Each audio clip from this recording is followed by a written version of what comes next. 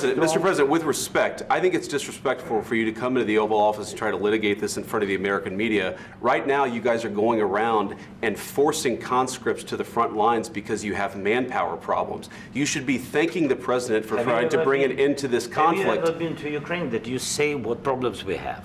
I have been to. Come once. I've actually watched and seen the stories, and I know what happens is you bring people, you bring them on a propaganda tour, Mr. President.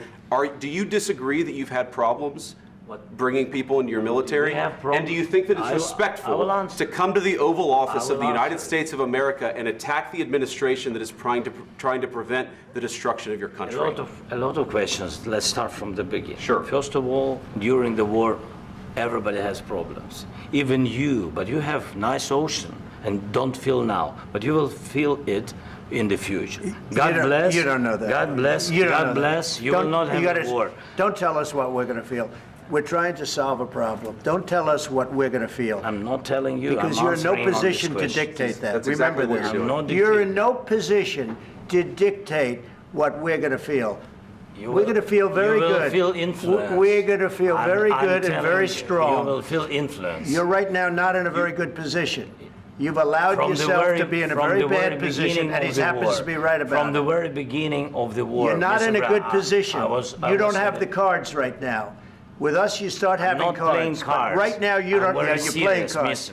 You're playing cards. You're gambling with the lives of millions of people. You're gambling with World War III. You're gambling with World War III. And what you're doing is very disrespectful to the country, this country. That's backed you far more than a lot of people said they should have. Have you said thank you once? This entire meeting? No, in this entire meeting, have you said thank you?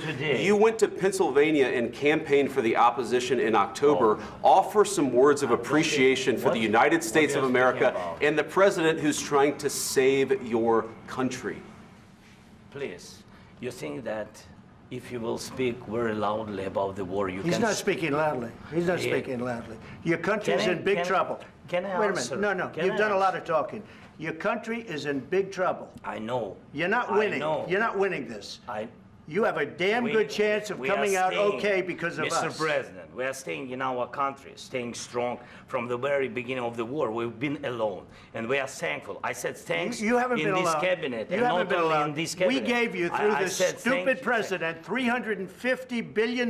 You voted we gave for you your military equipment, and your men are brave, but they had to use our military. Yes. What about if you didn't have our military equipment, if you didn't have our military equipment, this war would have been over in 2 weeks. In 3 days, I heard it from Putin. In 3 days. This is something maybe new. less. In 2 weeks, of course, yes. It's going to be a very hard thing to do business like this. Again, I tell you. Just say thank you. I said a lot of times Except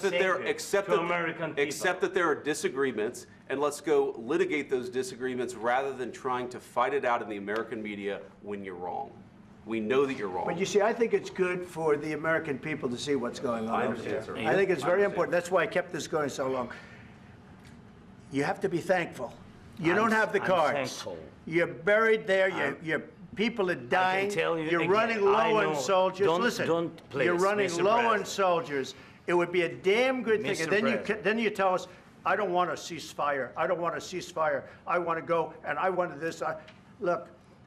If you could get a ceasefire right now, I tell you, you take it so the bullets stop flying and your men stop getting killed. Of course, we want to stop the war. But you're saying you don't want a ceasefire. But I said to you, I want a ceasefire. With guarantees. Because you'll get a ceasefire faster than an agreement. Ask our people about ceasefire, what they think. That wasn't with me. That wasn't with me. That was with a guy named Biden, who was not a smart person. That was with Obama. It was your president. Excuse me. That was with Obama, who gave you sheets, and I gave you javelins. Yes. I gave you the javelins to take out all those tanks. Obama gave you sheets. In fact, the statement is, Obama gave sheets and Trump gave javelins. You got to be more thankful, because let me tell you, you don't have the cards. With us, you have the cards. But without us, you don't have any cards. One more question. She's asking, what if Russia breaks the ceasefire? What if anything? What if a bomb drops on your head right now? Okay? What if they broke it? I don't know. They broke it with Biden because Biden, they didn't respect him. They didn't respect Obama. They respect me. Let me tell you, Putin went through a hell of a lot with me. He went through a phony witch hunt where they used him and Russia. You ever hear of that deal? That was a phony Hunter Biden, Joe Biden scam. Hillary Clinton, Shifty Adam Schiff. It was a Democrat scam. And he had to go through that. And he did go through it. We didn't end up in a war. And he went through it. He was accused of all that stuff. He had nothing to do with it. It came out of Hunter Biden's bathroom. It came out of Hunter Biden's bedroom. It was disgusting. And then they said, oh, the laptop from hell was made by Russia, the 51 agents. The whole thing was a scam. And he had to put up with that. He was being accused of all that stuff. All I can say is this. He might have broken deals with Obama and Bush, and he might have broken them with Biden. He did, maybe. Maybe he didn't. I don't know what happened. But he didn't break them with me. He wants to make a deal. I don't know if you can make a deal. The problem is I've empowered you to be a tough guy. And I don't think you'd be a tough guy without the United States. And your people are very brave. But you're either going to make a deal or we're out. And if we're out, you'll fight it out. I don't think it's going to be pretty, but you'll fight it out. But you don't have the cards. But once we sign that deal, you're in a much better position. But you're not acting at all thankful. And that's not a nice thing. I'll be honest, that's not a nice thing. All right, I think we've seen enough. What do you think? Huh? This is going to be great television, I will say that. All right. We'll see what we can do about putting it together. Thank you. Guys, let's go. Guys, come on, let's go.